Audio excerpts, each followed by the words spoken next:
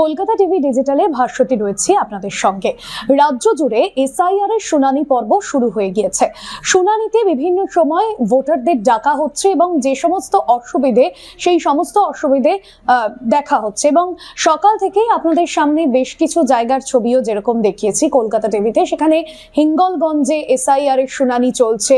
অন্যদিকে দক্ষিণ 24 পরগনার নামখানায় কাকদ্বীপে এসআইআর এর যে শুনানি তা শুরু হয়ে গিয়েছে।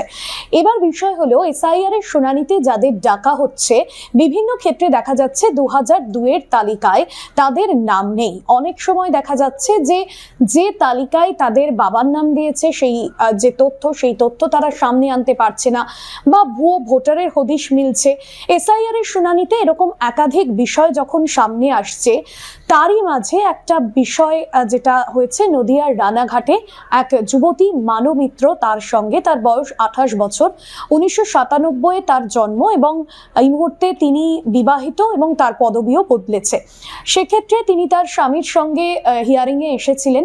যে অভিযোগ যেখানে উঠছে, যেখানে তিনি তার বাবার যে তথ্য দিয়েছেন, অর্থাৎ তার জন্মের পরেই তার বাবা মারা যান এবং পরবর্তীতে তার মা যাকে বিয়ে করেছিলেন সেই বাবার পরিচয়ই কিন্তু দিয়ে সেই আধার কার্ড, প্যান কার্ড, যাবতীয় যে সমস্ত অফিসিয়াল ডকুমেন্টস সেগুলো তৈরি করা হয়েছিল। আর সেই ডকুমেন্টসে অর্থাৎ তার মায়ের নতুন বিয়ে হওয়া যে বাবা, তার সেই বাবারই পরিচয় দেওয়া ছিল। কিন্তু সেই বাবা তিনি জীবিত নন, তিনি বেশ কয়েক মাস আগে মারা গিয়েছেন। সেই জায়গায় দাঁড়িয়ে এই যে নথি বা সার্টিফিকেট সেগুলো পেশ করতে পারেননি ওই যুবতী নির্বাচন কমিশনের এই হিয়ারিংয়ে।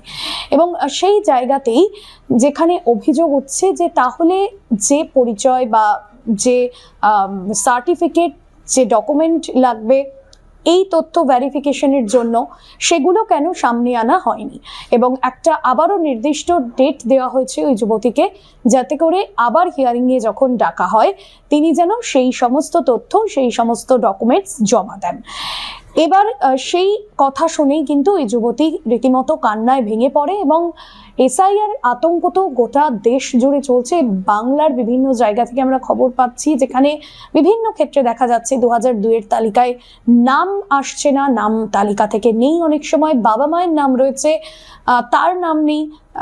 সেই জায়গায় কিন্তু যে আতঙ্কের একটা প্রবণতা তৈরি হয়েছে, সেই মতোই কিন্তু রানাঘাটের এই যুবতী তিনিও রীতিমতো কান্নায় ভেঙে পড়েছেন। কারণ এসআইআর এর যে খসড়া তালিকা সামনে এসেছে সেখানে তার বাবার নথি, অর্থাৎ তার মায়ের যে নতুন বিয়ে করা হাজবেন্ড, তার নথি কিন্তু সামনে আনতে হবে, কারণ তার পরিচয়ই কিন্তু পরবর্তীতে যাবতীয় অফিসিয়াল ডকুমেন্ট তৈরি করা হয়েছে। সেক্ষেত্রে নির্বাচন কমিশন আবারও একটা ডেট দিয়েছে এবং সেই ডেটের মধ্যে না এলে, ডেডলাইন পেরিয়ে গেলে কিন্তু পরবর্তী পদক্ষেপ নেওয়া হবে নির্বাচন কমিশনের তরফে। কলকাতা টিভি ডিজিটালের এই বিষয় এখানেই শেষ করছি। অন্যান্য এরকম অনেক ইম্পর্টেন্ট আপডেটের জন্য দেখতে থাকুন Kolkata TV digital, Kolkata TV রাত দিন 7।